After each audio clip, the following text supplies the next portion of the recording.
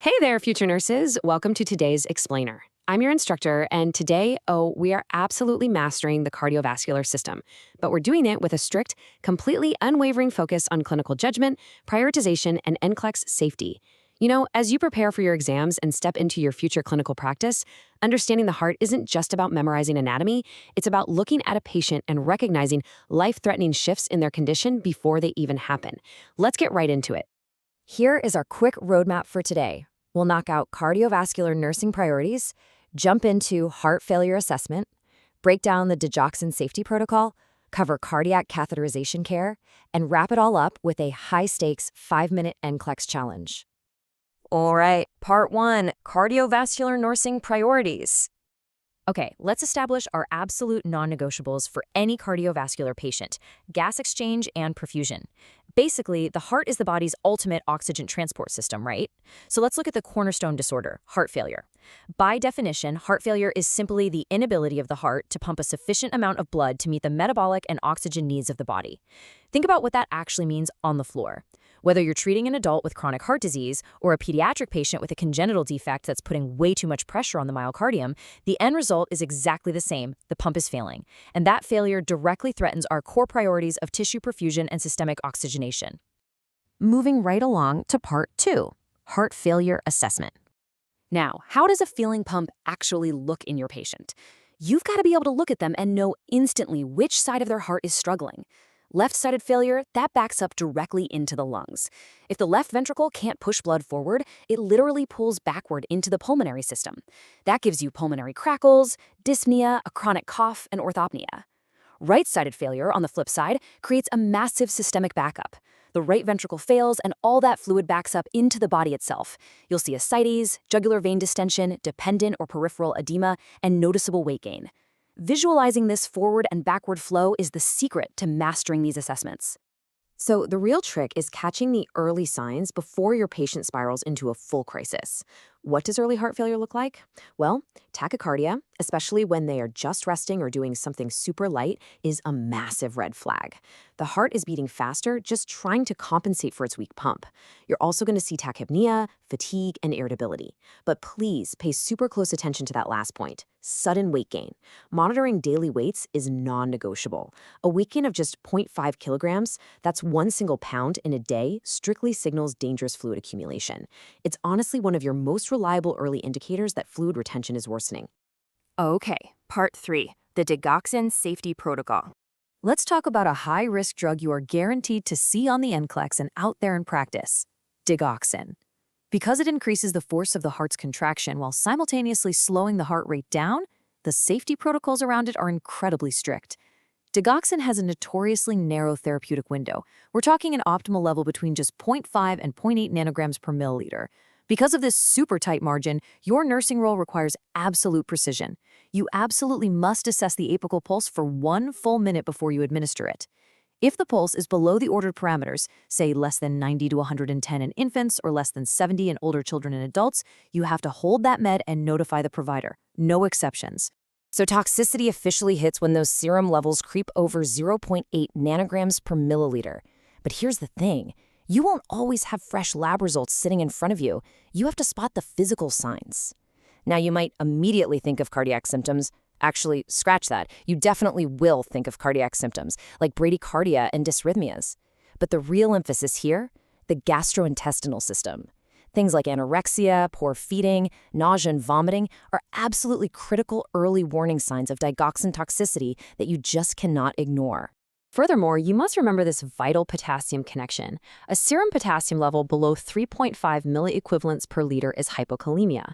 If your patient is on digoxin and they're also taking a potassium-wasting diuretic like furosemide, their potassium can tank. This is incredibly dangerous, guys, because hypokalemia greatly potentiates, meaning it massively increases the risk of life-threatening digoxin toxicity. Keeping a hawk eye on those electrolyte panels is a huge part of your clinical responsibility here. Next up, part 4. Cardiac catheterization care. We're shifting gears to apply our clinical judgment to a critical, invasive diagnostic procedure: the cardiac catheterization. Yes, it gives us amazing info about oxygen saturation and structural defects, but it carries immense post-procedural risks. Your nursing priorities have to flow systematically here. Pre-op, you must check for iodine or shellfish allergies because of the contrast dye, and you absolutely have to mark those baseline pedal pulses so you have a solid comparison for later. Post-op, your #1 priority is monitoring for hemorrhage at the entry site. If they start bleeding, your immediate action is applying continuous, direct manual pressure. And finally, to prevent that bleeding in the first place, you've got to immobilize the affected extremity flat for 4 to 8 hours, depending on where they went in. And finally, part 5, the NCLEX challenge. All right, let's put all this theory to the ultimate test with a quick 5-minute NCLEX challenge. Feel free to pause the explainer after I read the question if you need a second to think. Ready? Let's go. Question 1. A client with heart failure reports a weight gain of 2 pounds or 1 kilogram in 24 hours. Which nursing action is the priority? Is it 1, document the finding, 2, assess the client's breath sounds, 3, limit the client's sodium intake, or 4, reweigh the client using a different scale? Lock in your answer? If you guessed number 2, spot on. Assess the client's breath sounds. Here's why. Sudden weight gain screams significant fluid retention. Remember our rule about just 1 pound in a day? The nurse's absolute undisputed priority is always airway, breathing, and circulation. By grabbing your stethoscope and assessing breath sounds, you are prioritizing gas exchange and checking for dangerous pulmonary edema way before you do something administrative like documenting or tweaking their diet. Moving to question 2, a client's potassium level is 3.2 millimoles per liter. The client is scheduled to receive a dose of digoxin. What is the nurse's best action? 1, administer the digoxin as prescribed. 2, give the digoxin with a glass of orange juice. 3, hold the dose and notify the healthcare provider. Or 4, assess the apical pulse for 30 seconds. Think back to those strict pharmacology safety rules we just talked about. The correct answer is 3, hold that dose and get the provider on the phone. A normal potassium level is 3.5 to 5.0. Seeing a 3.2 means your patient is hypokalemic. And like we said, hypokalemia greatly increases the risk of a life-threatening digoxin toxicity. The safest, and honestly the only correct action here, is to hold the dose until the healthcare provider knows about that lab value. Question 3 puts us in a high-pressure post-op scenario. Following a cardiac catheterization, the nurse notes a small amount of bright red blood on the pressure dressing.